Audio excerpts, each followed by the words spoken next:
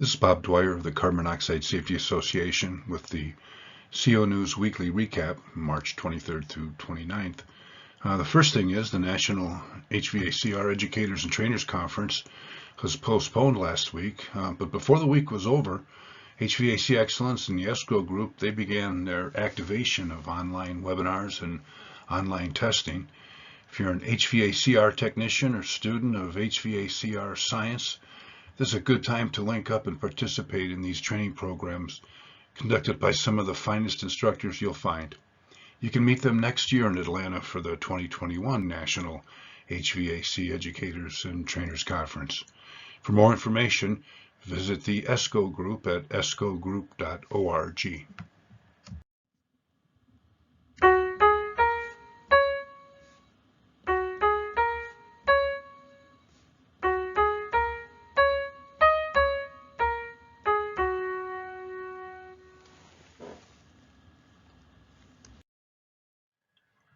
This first listing we'll take a look at came from the KWTX posting about the local fire department.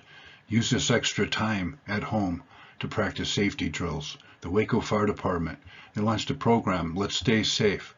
You know, fire departments, they launched a program, and I'm sure the Waco Fire Department, like all fire departments, every day is a safety day, promoting the practice that we really sometimes overlook. We should take a look at what are our escape routes. What happens if there is a fire? Where do we do? Where do we go? What does our family do? Let's take a look at the next one. This next slide actually has three listings. One from the New York Post, 2 hospitalized in Bronx apartment fire. Well, I read the article. There's no mention of alarms sounding. They just saw smoke from one apartment, saw smoke coming through his door from another apartment. Check the New York Post out for that. Thankfully, a neighbor was the alarm. Out of WKOW, an update, Madison firefighters responded to a house fire that was started by an unattended grill. Neighbor spotted it. And again, it's from the Shelton Fire Department, from Shelton Herald. Residents should practice fire safety while home. Well, this is about Northwestern Energy, gas and electric utility, but for all utilities, for the cable, phone, whatever we have, let's make sure that we're respecting the workers that have work to do, despite the rest of us, staying out of the way for a variety of reasons right now. But let's respect our utility workers. Well, and this obviously reminds us that carbon monoxide alarms can help affect the health and safety of us. This one was triggered by a faulty boiler. Manchester Ink Link out of Manchester, New Hampshire. Residents of a multifamily apartment house made it out safely after a furnace fire was called in. Get those heating systems checked. Almost all structure fires are not planned. They're accidental in nature. And ask yourself, if I was alerted to a fire right this second, what is my escape route? What would I do? Does my family know what to do? We're all in different rooms. Work on that strategy. Work on that plan. This was an article posted by Food and Water Watch. Already hard to breathe. Coronavirus compounded by bad air quality. Well, is air quality, is it good or bad? We hear about the impact it has on our health all the time, and we know the numbers are in the millions of people that die worldwide due to problems associated with respiratory infections caused and compounded by pollution. There's a lot of disrespect for coronavirus when it first was reported, and that disrespect now is demonstrating that it's turned on us with a deadly attack. It's magnifying the impact of pollution has on an already diminished lung capacity for people that were affected by pollution. And we're all affected by pollution. Well, here's a good question. Is indoor air pollution building up in your homes, and what can you do about it? There's an article in the Evening Standard. Is your home or parts of your home, or can it be similar to a confined space? Here's a posting by Occupational Health and Safety Administration. A job interrupted versus a job well done. Important definition of a confined space was in this article. It's an area that is large enough for an employee to bodily enter and perform the work, has restrictions to entry or exit, and is not designed for a continuous human occupancy. Well, our own homes, maybe we don't have those. Maybe we have a crawl space. That's a confined space.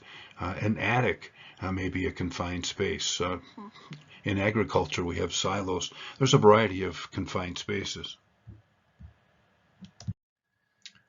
This posting went up just today. Carbon dioxide in confined space. Carbon dioxide is in every breath.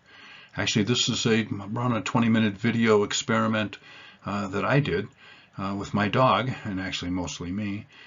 She just happened to be in the same space for part of the time, and so she contributed to the video with her carbon dioxide. It's a classroom discussion segment. I think you'll find it interesting. It's interesting because we're aerobic organisms. We can only live in the presence of oxygen. Our air is made up primarily of nitrogen and oxygen. Approximately 78% of what we breathe in is nitrogen. 20.9% of our air is oxygen. That oxygen that we breathe in attaches to the binding sites in our blood hemoglobin and delivers it to every cell in our body. 0.04% of the air we breathe is carbon dioxide. That's where that fits in. 0.04% is not very much, but you can see how it's changed in the decades. Starting in this chart from the 1960s on up past 2015, and where we're over 400 parts per million of CO2. Carbon dioxide, it's in every breath that we breathe, and it continues to rise in our atmosphere. Continue on with a brief excerpt of the video. We're going to use the Test Products International SP1000 smart probe for CO2, and we're going to just transfer all the information via Bluetooth to our phone. We're going to do some measurements, and you'll get a longer look at this explanation on that video. And in the video, you'll see this little graphic demonstration in a little more detail, the test circumstances that we used that were set up, and just measuring carbon dioxide outside, inside, set up a little confined space. We'll test outside air, we'll test inside air. That'll be with myself and my dog Sophie. Then I'll go into a guest bathroom and close the door, put a little rug at the bottom of the door, so make sure there's no air movement in that door. And I'll measure the air and we'll see what happens. You'll see that on the video too. And in the video, we'll also talk about invented combustion systems, kind of like living in a chimney. How much carbon dioxide do they throw off into the air that we breathe? Are we measuring carbon monoxide, carbon dioxide, temperature, relative humidity? What kind of service are we providing to our customers when we talk about air conditioning? And EMTs and fire departments measuring personal carbon monoxide monitors, entering a 911 heart attack call, and come in and find out when their personal CO monitors on their ready packs go off that it's not a heart attack call, it's a carbon monoxide call. We got to be ready. And from healthcentral.com, talking about heart attacks, take pollution to heart.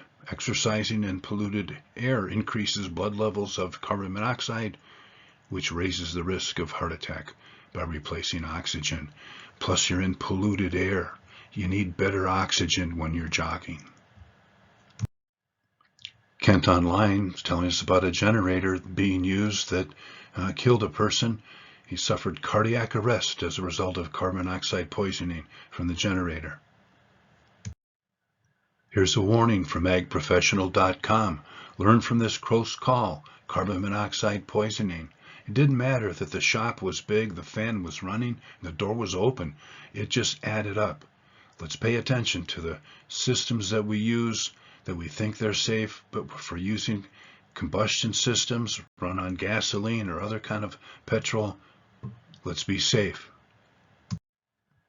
This is always a good alert From Chimney Saver Solutions, the dangers of not cleaning your chimney. And creosote is one of the several products of combustion. Let's get those systems looked at and cleaned by professionals and make sure that they're certified. Unless you hear this sound, that means that your carbon monoxide alarm is sounding off and giving you a warning to the presence of carbon monoxide. If it's not making that sound, okay, it's making another sound. The Seattle Fire Department, the City of Seattle, they're alerting you to the fact that check your alarms. It may be the batteries, you may need to replace it. Always have more than one. Have one on every floor, have one where you are spending time, and always make sure you have at least one low-level carbon monoxide alarm. A lot of articles reference to this. Why should you care about the air you breathe? Here's one from the Daily Star. This one that I read. Why should you care about the air you breathe? Seems like something we should have a good answer for. Well, we could take a look at a little random smoke here. As I looked out my window, I noticed that a person across the creek there started to burn some piled up sticks and brush and leaves. And it's a kind of a wet material, the damp material that's being burned, and it's smoking up. And I gotta tell you, the wind's blowing away from my house, but there's times when one fire like this, when the atmospheric pressure is pushing down and the smoke spreads, there may not be a lot of wind, there may be a little swirling, slow currents of air, and that smoke will infiltrate for several square miles from just one smoky fire. And this is just part of our culture. This is what we do. We're getting rid of this trash. We're burning it. We're creating smoke. And some people would say, well, it doesn't bother anybody. You have respiratory problems, and with the millions of people in the world that have problems because of breathing material like this is something we ought to pay attention to.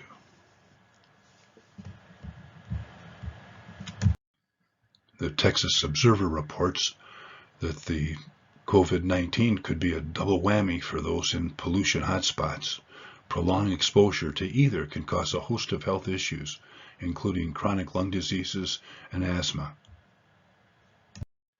KKTV 11 News, out of Denver, state officials are calling on Coloradans to stop open burning during the ongoing coronavirus outbreak.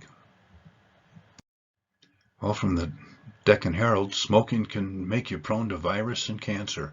Well, that's something that we've known. But as they say, we shrug our shoulders when we see the graphic warning images on cigarette packs. We make fun of the anti-smoking advisories that are played before movies. Work breaks are synonymous with puffing on a cigarette. Well, the same can be said about what people say about regarding pollution and air quality. It's a shrug off, and we'll go back to polluting after this drop of pollution that we're experiencing right now. Probably gonna happen. Hate to say it, but it's probably gonna happen. More reporting about bushfire smoke linked to hundreds of deaths. Nature.com found there could have been around 417 additional deaths and 1,300 plus emergency department admissions for asthma attacks over a period of the fires. Doggone fires in Australia. Here's this one again. Why should you care about the air you breathe? From the Daily Star. The past few news articles helped explain to me, again emphasized why I need to care about the air I breathe. There were numerous articles about this topic, and again, it's no secret. Traffic and pollution plummet as U.S. cities shut down for the coronavirus, from the New York Times article. Electrek asks the question, well, vehicle emissions dramatically drop in March, but what happens when driving returns? Here's a big question from stuff.co.nz.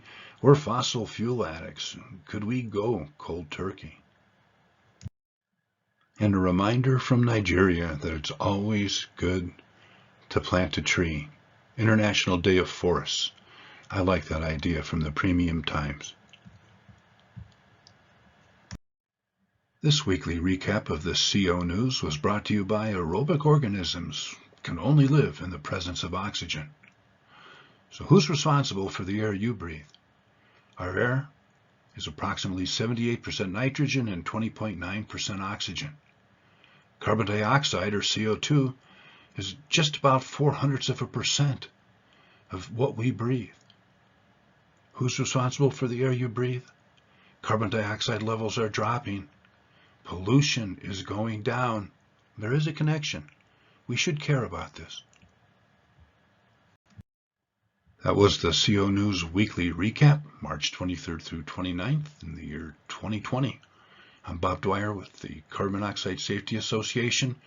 Visit cosafety.blogspot.com every day. There's changes every day.